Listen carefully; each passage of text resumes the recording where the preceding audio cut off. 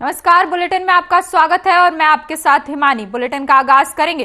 बाराबंकी जिले में प्राइमरी और उच्च माध्यमिक विद्यालयों में पढ़ने वाले छात्र छात्राओं के पास अभी भी स्कूल ड्रेस और स्वेटर, जूता, मोजा उपलब्ध नहीं कराए गए हैं, जिसकी वजह से बच्चे बिना स्कूल ड्रेस के और स्वेटर के स्कूल जाने को मजबूर हो चुके हैं। तमाम स्कूली बच्चों से बातचीत करने पर पता चला कि बच्चों के अभिभावकों के खातों में इस साल ही नहीं बल्कि पिछले साल भी विभाग ने पैसे नहीं भेजे थे।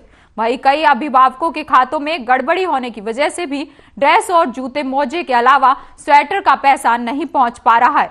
बातचीत के दौरान बाराबंकी जिले के तहसील हैदरगढ़ अंतर्गत शिक्षा क्षेत्र त्रिवेदीगंज के उच्च प्राथमिक विद्यालय नेवाजगंज में पढ़ने वाले छात्र छात्राओं से जब बात की गई तो यहाँ क्लास 6 से लेकर क्लास 8 तक पढ़ने वाले छात्र छात्राओं के पास ड्रेस, जूते और मोजे, स्वेटर नहीं थे।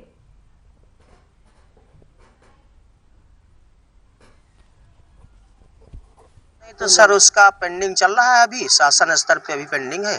दूसरी किस्त शायद आने वाली है सेकंड बच्चों के लिए, तभी आएगा। कुछ बच्चों का अनसीडेड था जिसको हमने सीड भी करा दिया है। नेक्स्ट बार उसका आ जाएगा उन बच्चों का। ठंडक शुरुआत हो गई है। जी जी जी। देखा कि बच्चों के पास जो है स्वेटर नहीं है। बच्चे अगर तमाम तरह के बहाने करते हैं, कहते पिताजी ले नहीं रहे हैं या पैसे नहीं निकाल रहे हैं या किसी का लोन अकाउंट में चला गया उसका पैसा नहीं निकल पा रहा है। तो इस तरह की तमाम सारी समस्याएं हैं जिस वजह से बच्चे नहीं ले पा रहे हैं। बराबर कहा जा रहा है, बच्चों को प्रेरित किया जा रहा है, लेकिन उसके बावजूद भी नहीं ले रहे हैं। अच्छा, मैंने देखा कि पढ़ाई एक तो ड्रेस की बात है, लेकिन शिक्षा पे भी कहीं ना कहीं असर है। बच्चों को जनरल नॉलेज की जानकारी नहीं है। ये सर देहात एरिया है, इसमें ज़्यादा सर मजदूर और ये किसान मजदूर के बेटे आते हैं और ये कभी आए सीजन आ गया काम का तो पता आते ही नहीं है। तो इस स्थिति में परमानेंट आते नहीं, रेगुलर उपस्थिति नहीं रहती, तो उस वजह से थोड़ा डिस्टर्बेंस है। बाकी कुछ बच्चे हमारे यहाँ अच्छे हैं जो परमानेंट आते हैं, उनको जानकारी भी है। जी, छोटी जानकारी रखना देश के। हाँ, तो सर उसमें कुछ बच्चे ऐसे भी हैं जो बीच बीच में आते हैं, पता चला किसी दिन बताया। सर अभी देखा गया है कि कुछ ऐसे अभिभावक हैं जिन लोगों ने जो है बच्चों का जो पैसा ड्रेस और स्वेटर का दिया, तो लोगों ने कहीं किसी ने जो है शराब पी ली, किसी ने खाद वाद डाल दिया और निजी इस्तेमाल में। तो ऐसे लोगों को किस तरह से विभाग जागरूक करेगा, क्योंकि लगातार अभियान तो चल रहा है। जो डीबी जो हमारे विभाग की निःशुल्क योजनाएं थी, उनका जो धन है वो इस बार सीधे अभिभावकों के खातों में डीबीटी किया जा रहा है और इसके डीबीटी जो सरकार धनराशि खातों में अभिभावकों के खातों में प्रेषित कर रही है, उनका सदुपयोग हो और 100% बच्चों को ड्रेस, जूता, मोजा, स्वेटर, बैग ये मिले। इसके लिए अभिभावकों को ग्राम प्रधान के लोगों के माध्यम से, एसएमसी के माध्यम से, महासमूह के माध्यम से लगातार, और आप लोगों से भी, मीडिया के बंधुओं से भी अनुरोध है कि इसके लिए मतलब लोगों को जागरूक हो और उस पैसे का 100% सदुपयोग हो और बच्चों को जिस आशय से धनराशि प्रेषित की जा रही है उसका मतलब उसी कार्य के लिए ही उनका प्रयोग किया जाए। सर जैसे कुछ लोगों को जो खाता जैसे बंद हैं, कुछ दिक्कतें आ रही हैं, तो वो पैसा उनके उसमें नहीं पहुंच पा रहा, तो ऐसे क्या कुछ खाते की जानकारी है? नहीं, ऐसे जो भी हैं उनको बैंकों के माध्यम से, लीड बैंक के माध्यम से और उसको 100% मतलब करने के लिए प्रयास किया जा रहा है और उस पर शीघ्र ही समस्त अभिभावकों के खातों में धनराशि प्रेषित कर दी जाएगी। नहीं, तो सर उसका पेंडिंग चल रहा है, अभी शासन स्तर पे अभी पेंडिंग है। दूसरी किस्त शायद आने वाली है सेकंड बच्चों के लिए, तभी आएगा। कुछ बच्चों का अनसीडेड था जिसको हमने सीड भी करा दिया है। नेक्स्ट बार उसका आ जाएगा उन बच्चों का। ठंडक शुरुआत हो गई है। जी जी जी। देखा कि बच्चों के पास जो है स्वेटर नहीं है। बच्चे अगर तमाम तरह के बहाने करते हैं, कहते पिताजी ले नहीं रहे हैं या पैसे नहीं निकाल रहे हैं या किसी का लोन अकाउंट में चला गया उसका पैसा नहीं निकल पा रहा है। तो इस तरह की तमाम सारी समस्याएं हैं जिस वजह से बच्चे नहीं ले पा रहे हैं। बराबर कहा जा रहा है, बच्चों को प्रेरित किया जा रहा है, लेकिन उसके बावजूद भी नहीं ले रहे हैं। अच्छा, मैंने देखा कि पढ़ाई एक तो ड्रेस की बात है, लेकिन शिक्षा पे भी कहीं ना कहीं असर है। बच्चों को जनरल नॉलेज की जानकारी नहीं है। ये सर देहात एरिया है, इसमें ज़्यादा सर मजदूर और ये किसान मजदूर के बेटे आते हैं और ये कभी आए सीजन आ गया काम का तो पता आते ही नहीं है। तो इस स्थिति में परमानेंट आते नहीं, रेगुलर उपस्थिति नहीं रहती, तो उस वजह से थोड़ा डिस्टर्बेंस है। बाकी कुछ बच्चे हमारे यहाँ अच्छे हैं जो परमानेंट आते हैं, उनको जानकारी भी है। जी। लेकिन छोटी जानकारी रखना प्रदेश के और देश के। हाँ तो सर उसमें कुछ बच्चे ऐसे भी हैं जो बीच बीच में आते हैं, पता चला किसी दिन बताया गया वो नहीं है।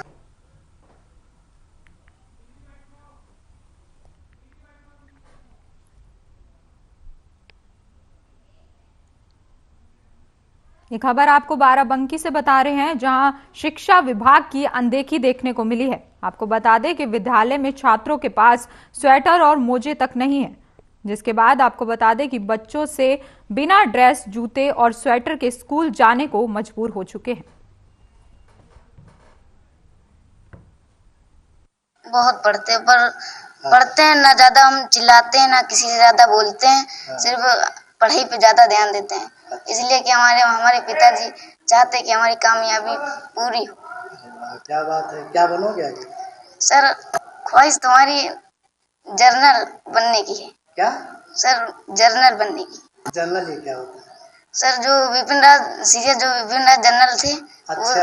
एक बहुत बड़ी पोस्ट पे थे। अच्छा। लेकिन हम सोच रहे हैं अगर जनरल नहीं पाएंगे तो आगे हम IAS या IPS की तैयारी अरे करेंगे। वाह, क्या बात। तो IAS अपने वहाँ कौन है यहाँ, IAS IPS? सर ये तो हमको नहीं पता है। हाँ, लेकिन पता लगाना। यस सर, अब पता लगाएंगे सर, धीरे पता धीरे। लगाना यस कि सर। IAS IPS कौन है जिले में। Yes sir. कैसे पता लगाओ, किससे पूछोगे? सर हमारे जब पिताजी आएंगे तो हम उनसे पूछेंगे। तो टीचर से नहीं पूछोगे? सर टीचर से भी पूछेंगे। IAS IPS कौन यस अपने सर। जिले में है? Yes sir. और क्या होता है? यस के सर। बारे में जानकारी। यस सर, पूछ लेंगे। दोबारा उनसे यही पूछे। Yes sir. क्या नाम है? सर मेरा अम्बरीश प्रभात नाम। अमरीश प्रभात। पिताजी का क्या नाम? श्री अरवादीन। और कहाँ के रहने वाले? देवापुर के रहने वाले। देवापुर। तो जनरल बनोगे? Yes sir. वो नहीं बनोगे कि IAS IPS बनोगे? सर अगर जनरल में अगर जैसे नहीं बन पाएंगे तो हम आगे IAS या IPS की नौकरी कर लेंगे। चलिए बन के दिखाइए। Yes sir. 15 दिन फिर बाद जाए। Yes sir. लेकिन दोनों सबको पढ़ लेना। यस सर, पढ़ेंगे भी। पैसा मेरे भी पापा के खाते में नहीं है। कैसे जानकारी है तुमको? पापा जब चेक कराने गए तो बताया पैसे नहीं है। अच्छा, तो ड्रेस नहीं ले पाए? हाँ ड्रेस तो नहीं लिए। पिछले बार लिया था? पिछले बार भी पैसा नहीं आया। पिछले बार भी नहीं आया? हाँ पिछले बार भी नहीं आया। इस बार भी नहीं आया, पिछले बार भी नहीं आया? हाँ पिछले बार भी नहीं आया था मेरा पैसा। क्या नाम है तुम्हारा? विनय कुमार यादव। विनय कुमार। पिताजी का नाम क्या है? महेश चंद। और रहने वाले कहाँ के हो? हाथीपुरा। पिछले बार भी पैसा नहीं आया, इस बार भी नहीं आया? हाँ इसी बार भी नहीं है, पिछले बार भी तो नहीं। बताया नहीं, यहाँ के टीचर से नहीं बताया? मैंने कहा था लेकिन खाता पिछले बार गड़बड़ था।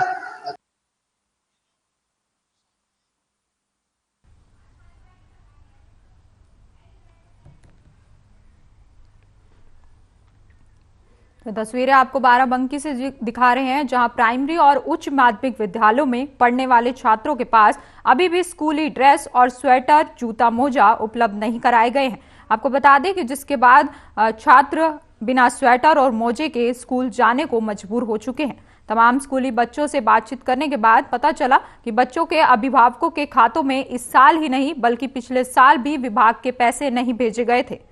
वहीं कई विभागों के खातों में गड़बड़ी होने की भी वजह सामने आ रही और इसके बावजूद पैसे नहीं भेजे गए। और आपको बता दें कि ये बाराबंकी से आपको तस्वीरें दिखा रहे हैं, जहां प्राइमरी और उच्च माध्यमिक विद्यालयों में पढ़ने वाले बच्चों के पास स्कूल ड्रेस और स्वेटर अभी तक उपलब्ध नहीं कराए गए हैं।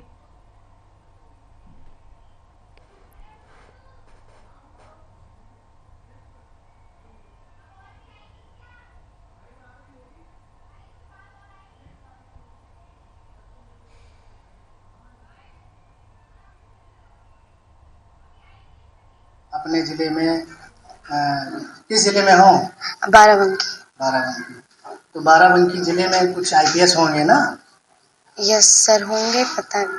तो क्या IPS का क्या काम हो? तो मैंने कहा IPS जो होता है तो जिले में होता है, क्या करता है IPS?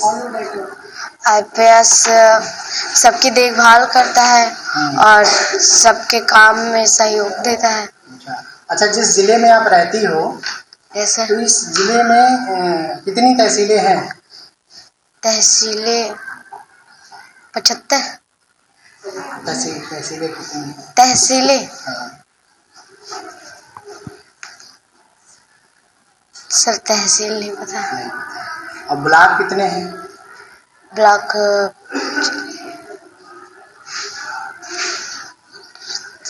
किस ब्लॉक में हो तुम? बाराबंकी। जिस ब्लॉक में, कौन सा ब्लॉक वो है? हैदरगढ़। सही बता, कौन से ब्लॉक में हो? किस ब्लॉक में हो? कौन सा ब्लॉक है? विकास खंड कौन सा है?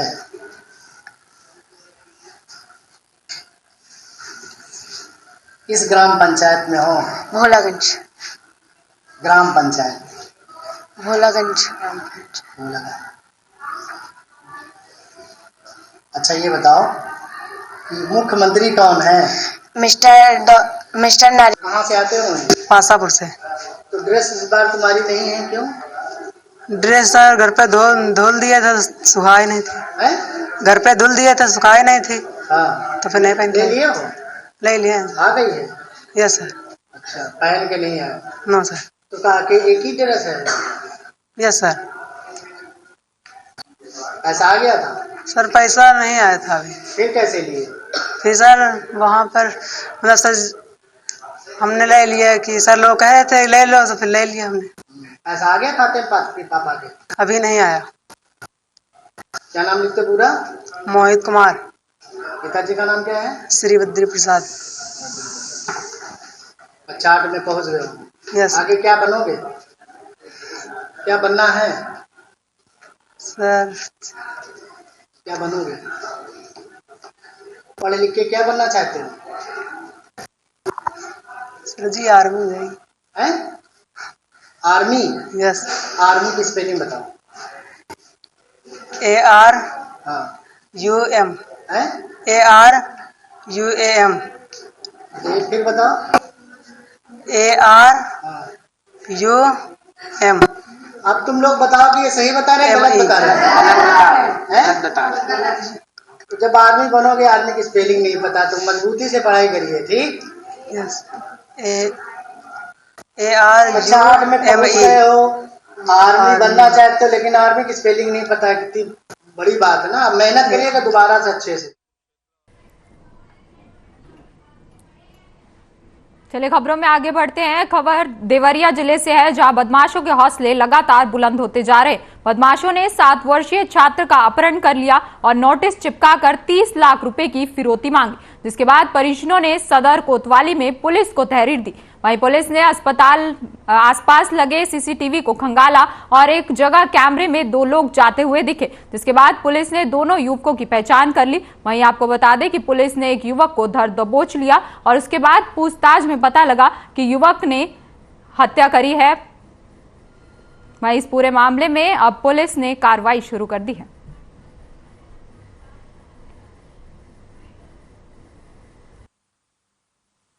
ये जनपद देवरिया में कोतवाली थाना क्षेत्र में एक लगभग 7-8 वर्षीय बच्चे को पहला फुसलाकर उसका अपहरण कर लेने और फिर एक तालाब में फेंक कर उसको उसकी हत्या कर देने का मामला सामने आया है। इसमें जो मुख्य अभियुक्त है वो जो परिवार का ही रिश्तेदार है, उसे कोतवाली पुलिस द्वारा गिरफ्तार कर लिया गया है और उसकी निशानदेही पर जो डेड बॉडी है उसको भी बरामद कर लिया गया है। विस्तृत पूछताछ की जा रही है और जो भी तथ्य आएंगे उनके आधार पर आगे कार्रवाई की जाएगी। संडे को सुबह 10 बजे लड़का खेल रहा था घर के बाहर। घर के परिवार के लोग ये सोच रहे थे कि जगह है पीछे में, जगह तो खेलता होगा। जब 1 बजा तो उसकी माँ कही कि क्या नाम है, खाने के लिए नहीं आया, देखना स्टार्ट कर दी। उसके बाद 2-2:30 बजे के आसपास इनको फ़ोन किए, चाचा जी के। तो ये लोग गए, 2:30-3 बजे तक खोजे, लोग नहीं मिला। फिर हम लोग को फ़ोन किया, हम लोग सारे लोग मिल के पूरे मोहल्ले गाँव में खोजे आगे पीछे। 6-7 बजे के आसपास हम लोग प्रशासन को अवगत कराया गया।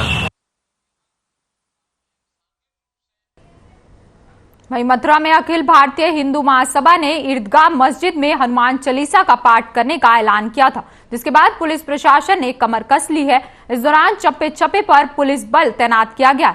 आपको बता दें कि अखिल भारत हिंदू महासभा ने प्रशासन पर दबाव बनाने का आरोप लगाया। इस दौरान अखिल भारत हिंदू महासभा ने ऐलान करते हुए कहा कि असली गर्भगृह में हनुमान चालीसा का पाठ करेंगे, जिसको लेकर भारी पुलिस बल जन्मभूमि के आसपास तैनात किया गया है।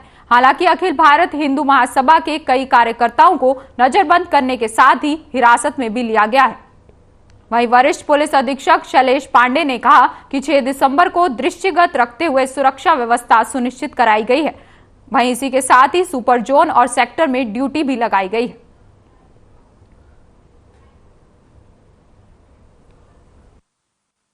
देखिए 6 दिसंबर को लेके जनपद मथुरा में प्रॉपर सुरक्षा व्यवस्था सुनिश्चित कराई जा रही है और मल्टीपल लेयर सिक्योरिटी अरेंजमेंट हमारी है। हमने पूरे क्षेत्र को सुपर जोन्स और सेक्टर्स में डिवाइड करके सिविल पुलिस, पीएससी, ट्रैफिक और हमारे सादे वस्त्रों में हमारी अभिसूचना की जो टीम है लगातार इसमें काम कर रही है। हमारा उद्देश्य है कि धारा 144 लगी हुई है, ऐसे कोई भी कार्यक्रम नहीं होने दिए जाए जिनकी पूर्व से अनुमति नहीं है।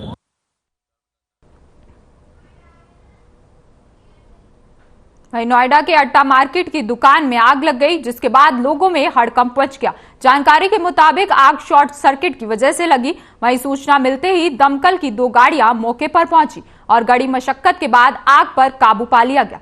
फिलहाल आग लगने की वजह से किसी भी तरह का नुकसान नहीं हुआ है।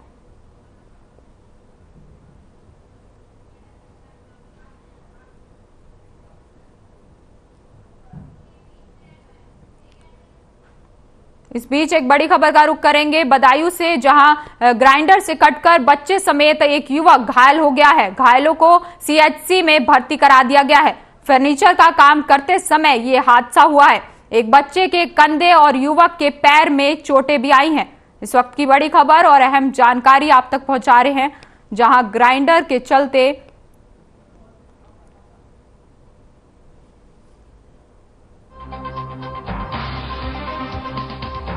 बदायूं से इस वक्त की बड़ी खबर और अहम जानकारी आप तक पहुंचा रहे हैं, जहां ग्राइंडर से कटकर बच्चे समेत एक युवक घायल हो गया है। आपको बता दें कि घायलों को अब सीएचसी में भर्ती करा दिया गया है। फर्नीचर का काम करते समय ये हादसा हुआ और एक बच्चे के कंधे और साथ ही युवक के पैर में गंभीर चोटें भी आई हैं। इस वक्त की बड़ी खबर और अहम जानकारी आप तक बदायूं से पहुंचा रहे हैं, जहां ग्राइंडर से कटकर बच्चे समेत एक युवक घायल हो गया है। फर्नीचर का काम करते समय हाथ से ग्राइंडर छूट गया, जिसके बाद बच्चे के कंधे में और युवक के पैर में गंभीर चोटें भी आई हैं। घायलों को अब इलाज के लिए सीएचसी में भर्ती करा दिया गया है। बदायूं से इस वक्त की बड़ी खबर और अहम जानकारी आप तक पहुंचा रहे और ये तस्वीरें भी आपको दिखा रहे हैं बदायूं से।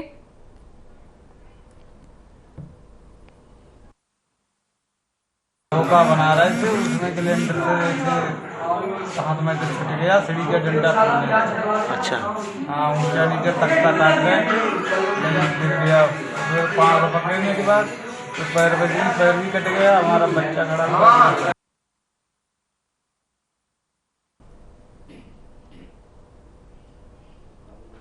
इस बीच बदायूं से एक बड़ी खबर का रुख करेंगे। जीएसटी टीम की छापेमारी से हड़कंप मचा है। दातागंज नगर में जीएसटी टीम ने बड़ी छापेमारी की है। दुकानदारों ने दुकानों का ताला जड़ दिया है। जीएसटी की कई टीमें मौके पर मौजूद हैं और जांच लगातार कर रही हैं। इस वक्त की बड़ी खबर और अहम जानकारी आप तक पहुंचा रहे हैं बदायूं से, जहां जीएसटी की टीम ने छापेमारी करी है और दुकानों पर हड़कंप मच गया है। आपको बता दें कि दुकानदारों ने दुकानों में ताला जड़ दिया है और साथ ही जीएसटी की कई टीमें मौके पर मौजूद है और लगातार जांच कर रही है। ये तस्वीरें भी आपको दिखा रहे हैं बदायूं से।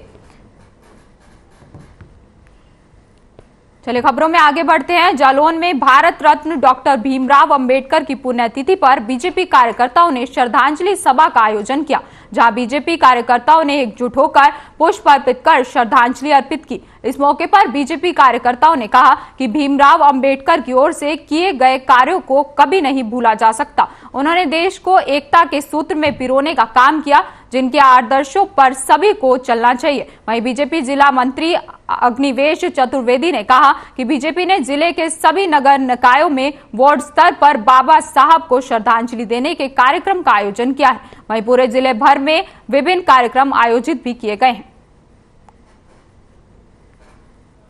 आज श्रद्धेय भीमराव अंबेडकर जी की परिनिर्वाण दिवस है। उनको श्रद्धांजलि का यह कार्यक्रम था। बाबा जी के संदेशों को जन जन तक पहुंचाने का भारतीय जनता पार्टी ने एक संकल्प लिया है इस संदेश को लेकर के आज पूरे जनपद के सभी नगर निकायों के वार्ड स्तर पर इस तरह के कार्यक्रम रखे गए हैं। उसी कार्यक्रम के तहत इस वार्ड में भी यह कार्यक्रम भारतीय जनता पार्टी के द्वारा आयोजित किया गया था। इस कार्यक्रम में आज श्रद्धेय बाबा साहब को श्रद्धांजलि अर्पित। लखनऊ में प्रबुद्ध सम्मेलन का आयोजन किया गया। इस दौरान सीएम योगी आदित्यनाथ ने शिरकत की। जानकारी के मुताबिक जॉर्ज पार्क के सामने आवास विकास परिषद मैदान में प्रबुद्ध सम्मेलन का आयोजन किया गया, जिसमें उप मुख्यमंत्री ब्रिजेश पाठक समेत बीजेपी के कई बड़े नेता कार्यक्रम में मौजूद रहे। जिसके बाद सीएम योगी आदित्यनाथ ने प्रबुद्ध सम्मेलन में जनता को संबोधित भी किया। साथ ही लाभार्थियों को कई योजनाओं का शुभारंभ किया गया और लखनऊ को स्मार्ट लखनऊ बनाने का प्रण भी लिया गया।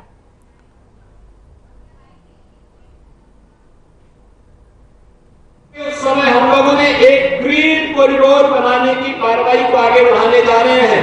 आज उसका शिलान्यास प्रस्तावित था, लेकिन मैंने इस बात को कहा कि वे ग्रीन कॉरिडोर हो या फिर लखनऊ की नई आवासीय सुविधा का कार्य, या सदैव अटल बिहारी वाजपेयी जी, सदैव डॉक्टर श्यामा प्रसाद मुखर्जी, सदैव डॉक्टर पंडित दीनदयाल उपाध्याय जी के प्रेरणास्थली का कार्यक्रम जब हो तभी होना चाहिए, जब रक्षा मंत्री जी यहाँ उपस्थित रहेंगे, उन्हीं के सामने कार्यक्रम होंगे। इसलिए आज हम लोगों ने उसको नहीं लिया, लेकिन बहुत शीघ्र एक बड़े कार्यक्रम के माध्यम से माननीय रक्षा मंत्री जी का कार्यक्रम लेंगे और इन कार्यक्रमों को एक भव्य आयोजन के माध्यम से आगे बढ़ाने का कार्य करेंगे। लेकिन एक ग्रीन कॉरिडोर लखनऊ की जान की समस्या से सर्वथा मुक्ति करने का लखनऊ विकास प्राधिकरण के माध्यम से एक अभिनव प्रयास आगे बढ़ा है। पहले तो लाइट ही नहीं आती थी, और अगर कहीं आई गई तो बेतरतीब लगे हुए हेलोजन, कोई नीला है, कोई पीला है, कोई जलता था, कोई बुझा हुआ रहता था, कोई बहुत तेज लाइट जाता था, किसी में बहुत लाइट धीमी होती थी। लेकिन आज आप जाते होंगे किसी भी सड़क पर आपको एलईडी दुनिया लाइट में जलती हुई एलईडी स्ट्रीट लाइट एक जैसी उस शहर की शोभा को और भी कई गुना बढ़ाने का कार्य करता है। यह एक बेहतरीन कार्य आज प्रदेश के अंदर होता हुआ दिखाई दिया है। प्रदेश के अंदर गली मोहल्ले की सड़क का निर्माण करने का हो या फिर एक्सप्रेस हाईवे के निर्माण के नए कॉन्सेप्ट को, इसको तेजी के साथ आगे बढ़ाने का कार्य किया गया है। हर घर नल की योजना हो या हर घर को विद्युत कनेक्शन और हर घर को रसोई गैस देने, और अगर किसी सोहदे, किसी अपराधी और किसी ऐसे व्यक्ति को जिसको ये लगता था अब तक कि वह कोई चोरी करेगा, डकैती डालेगा, किसी बहन बेटी को छेड़ करके सुरक्षित भाग जाएगा, अब ऐसा नहीं होगा, क्योंकि त्रिनेत्र के रूप में, तीसरे नेत्र के रूप में सीसीटीवी कैमरा उसकी गतिविधियों को कमांड एंड कंट्रोल सेंटर में कैद करेगा। इस चौराहे पर घटना घटित होगी और अगर वहां पे वो बच के निकल ही गया तो अगले चौराहे पर पहुंचते पहुंचते पुलिस को ढेर कर चुकी होगी।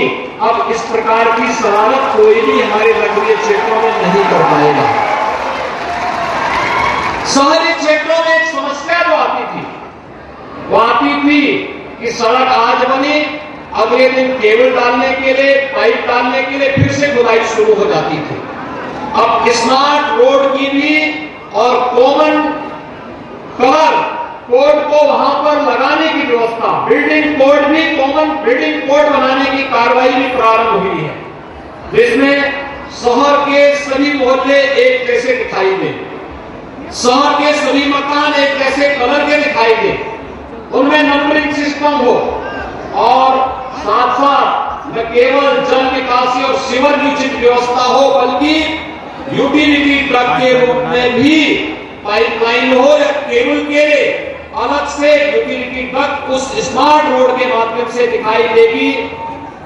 एलईडी स्ट्रीट लाइट के माध्यम से आपने नगर निकायों की तस्वीर को देखा होगा, है जिसने प्रदेश के अंदर पहला बॉन्ड जारी किया था, और आवासीय योजना में बॉन्ड जारी होकर के मैं स्वयं मुंबई स्टॉक एक्सचेंज में जाकर के लखनऊ नगर निगम का बॉन्ड हम लोगों ने जारी कराया था। ये किसी भी नगर निकाय के लिए बहुत प्रतिष्ठा की बात होती है कि वो अपना बॉन्ड जारी करे, और उसके माध्यम से जो तक पैसा आता है उसे आवासीय योजना के साथ जोड़ करके फिर नगर निकाय उसके माध्यम से अपनी इनकम को आगे बढ़ाने का कार्य करता है। भाइयों बहनों, उत्तर प्रदेश की राजधानी लखनऊ को उसको उसके गौरव के अनुसार स्थान देने, उसको आगे बढ़ाने के लिए डबल इंजन की सरकार पूरी प्रतिबद्धता के साथ कार्य कर रही है। और इसी में हम बहुत शीघ्र लखनऊ को एक इंटरनेशनल कन्वेंशन सेंटर भी देने जा रहे हैं। इंटरनेशनल कन्वेंशन सेंटर का मतलब जहां पर देश और दुनिया का हर बड़े कार्यक्रम को एक इंटीग्रेटेड सेंटर के अंदर में संपन्न करने में सफलता प्राप्त हो। और यह कार्यक्रम हम बहुत शीघ्र लखनऊ को उपलब्ध करवाने जा रहे हैं। और लखनऊ में इन्हीं कार्यक्रमों के उद्देश्य के फलस्वरूप अब हम लोगों ने लखनऊ के लिए बहुत सारे नए कार्यक्रमों के साथ ही लखनऊ को उसकी नई पहचान दिलाने की दिशा में प्रयास प्रारंभ किए हैं। ये हमारा गौरव है। लखनऊ एक पौराणिक नगरी है, लखनऊ एक ऐतिहासिक नगरी है। आजादी के आंदोलन में लखनऊ का अविस्मरणीय योगदान रहा है। आज स्मार्ट होते हुए शहर और स्मार्ट होती हुई सुविधा, स्मार्ट होता हुआ युवा, प्रदेश के 2 करोड़ युवाओं को स्मार्टफोन और टैबलेट वितरण का कार्य वर्तमान में चल रहा है। ये सभी नए भारत के नए उत्तर प्रदेश की कहानी को कहता है। भाइयों बहनों, इन सभी कार्यक्रमों को हमें तब सफलता प्राप्त हो रही है जब आदरणीय प्रधानमंत्री जी का मार्गदर्शन और लखनऊ का सौभाग्य है कि आदरणीय रक्षा मंत्री श्री राजनाथ सिंह जी जो यहाँ के लोकप्रिय सांसद हैं। फिलहाल इस बुलेटिन में इतना ही। आप बने रहिए हमारे साथ। नमस्कार।